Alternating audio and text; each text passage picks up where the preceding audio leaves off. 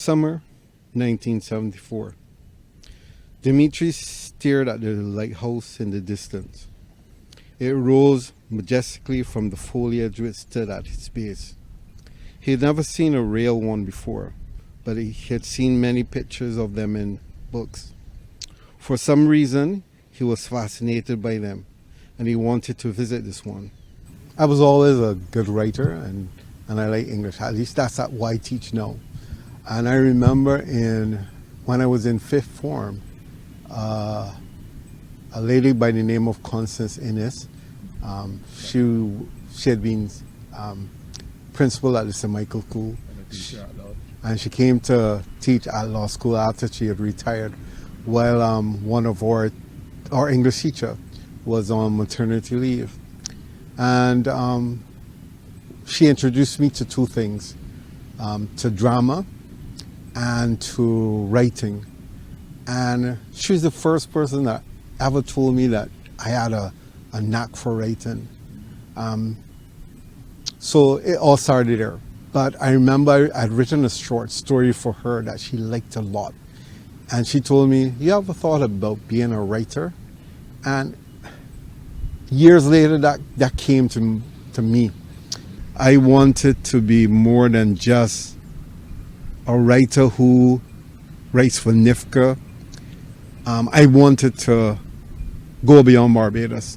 In 2002, I entered a writers contest, submitted the manuscript to the contest, and discovered that I made the finals. I went to a conference in North Carolina, the same conference that does the contest, and I actually won it. The prize was an editor at BET Books to see the manuscript, which they did do, and eventually they gave me a 2-book contract, and that's where it started. And since then, I've written for Harlequin, because the same month my book came out, Harlequin bought the rights to BT Books. As Harlequin is one of the biggest romance writers in the world, or the biggest romance writer in the world, and it amazed me because I never expected to write for such a big publisher. My agent at that time told me, what's a good way to get into the U.S. market to write romance. She said I have a knack for it, and I did. 13 books later, I am now feeling like I want to do something different. I don't think I'll stop writing romance, but I've just started a mystery series for teenagers. And one of the strange things about it is the lighthouse that you see in the picture. I'm using that as a background for the book. The book is the first book in a teen series. It's called the Dimitri Brown series, mystery series. And it's called The Clue in the Abandoned Lighthouse. So the second book is called The Secret in the Ruined Castle, Sam Lord's Castle. There's one I'm thinking about writing that is going to have something to do about the hidden cave. So I'm going to try to incorporate a lot of Barbadian places and a lot of Barbadian culture in the books, because I really want to make it something that's accessible for teenagers who, as a teacher, I realize don't read a lot. And I want to see if this could help them to enjoy the pleasures of reading. This is slightly different from what I've done before. It's been challenging, but it's also invigorating because I've been doing romance for such a long time. It feels different writing in a new genre.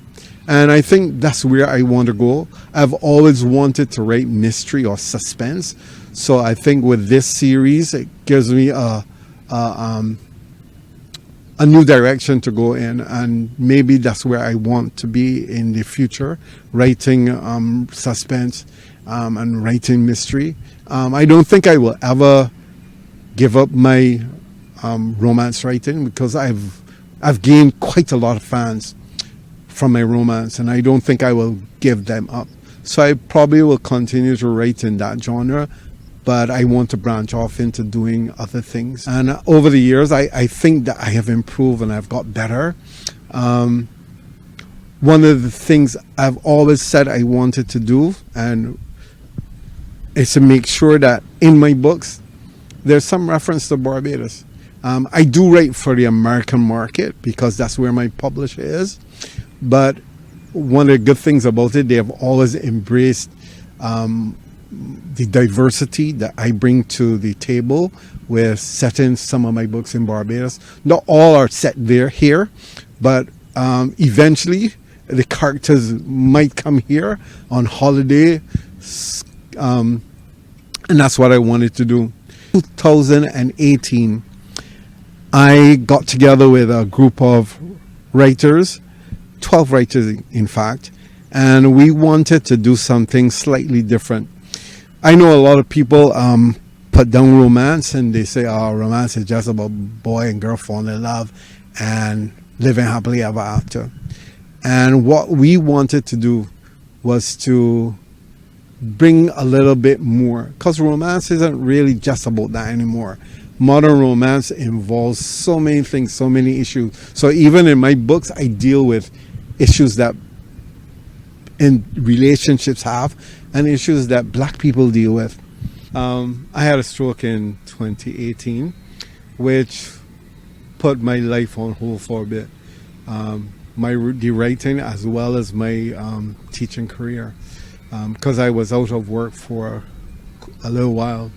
But one of the things it taught me about myself is that I am a strong person and that I am really determined.